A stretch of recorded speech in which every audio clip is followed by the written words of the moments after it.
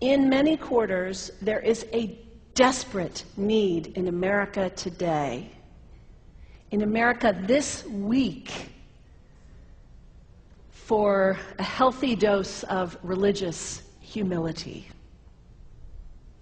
There are too many people getting too much face time on television who claim exalted status for Christianity and who are demeaning other faith traditions, particularly that of Islam.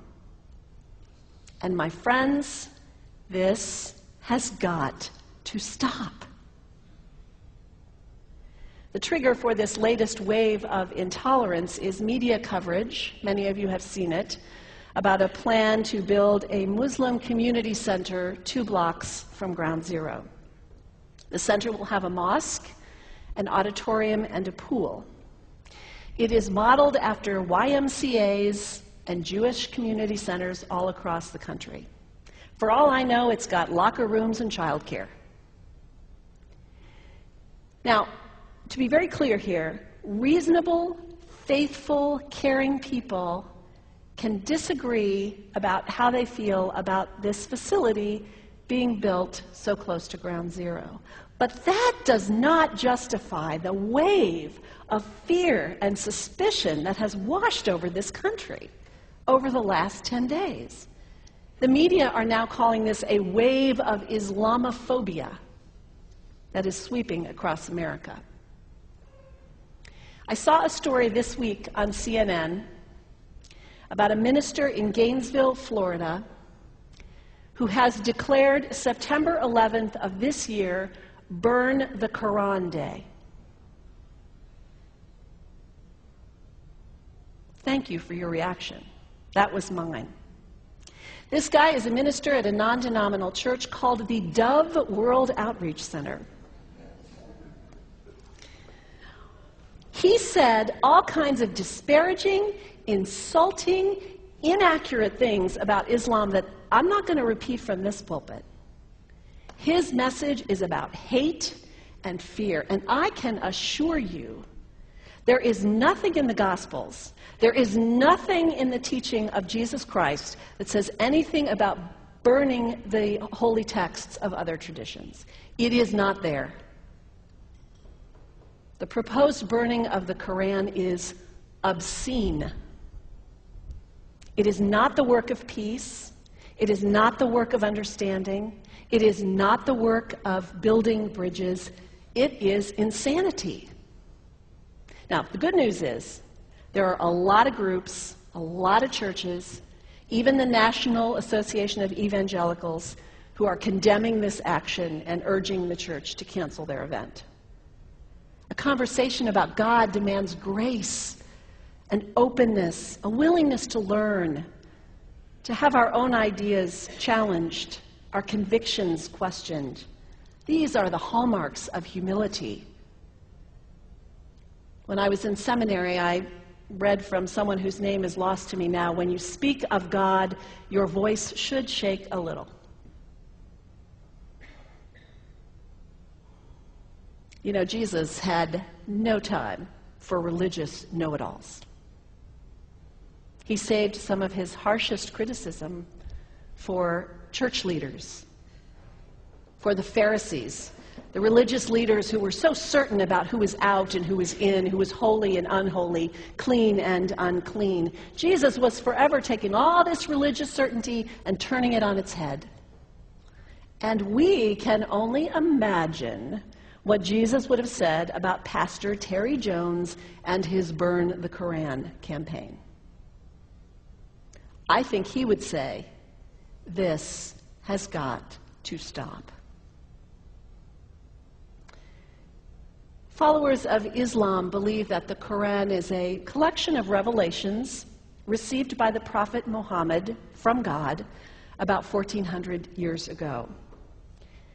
They believe that Muhammad was the last of a series of prophets and teachers and messengers that included Adam, Moses, Jesus, Abraham, all names revered by us as well. The word Islam means peaceful surrender to the will of God.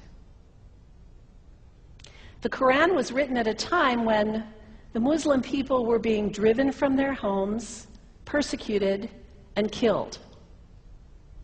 The Old Testament was written at a time when Jewish people were being driven from their homes, persecuted, and killed.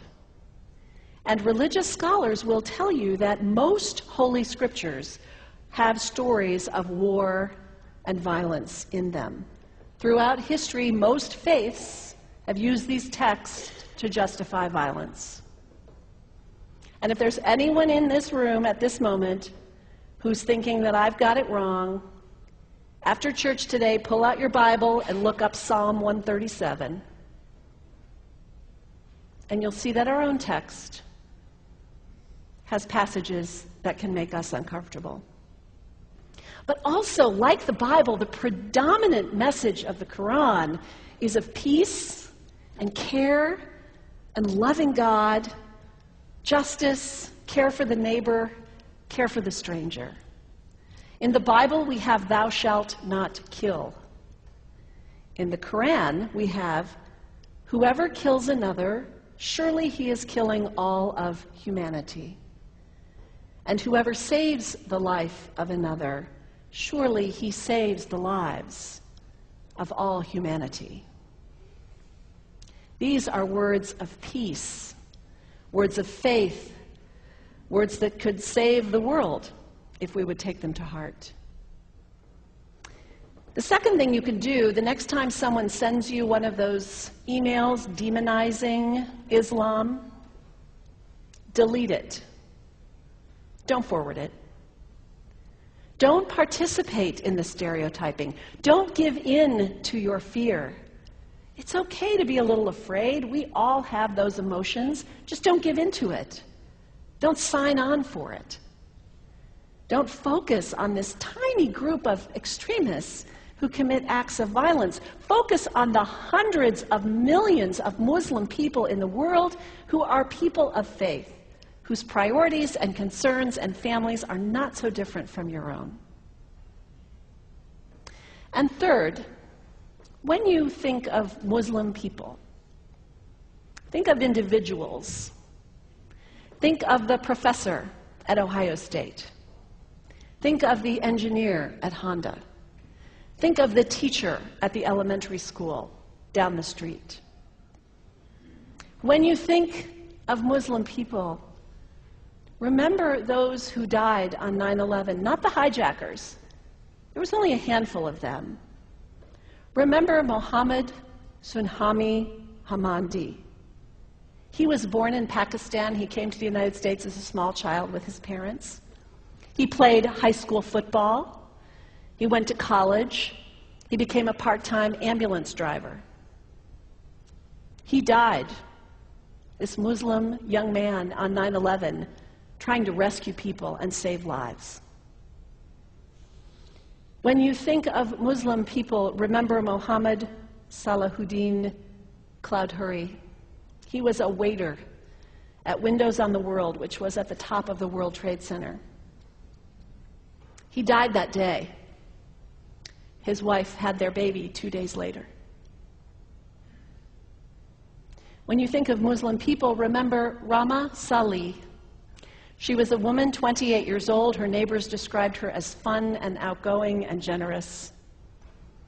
And she died on American Airlines Flight 11, 7 months pregnant with her first child. Remember the founder of the Islamic Circle of North America, who worked in the World Trade Center and also died on September 11th. That same group now is giving away tens of thousands of copies of the Quran in response to the campaign about burning the Quran. In the language of their own tradition, they are spreading words of faith and peace and hope. One of the ladies at the 8:30 service this morning said to me after, maybe we should declare September 11th, buy a Quran and read some of it. It is for us to share our message of love and hope and peace, but let us do it with grace and respect, and above all, humility. God grant us, as individuals, as a nation, as Christians, the humility for this work.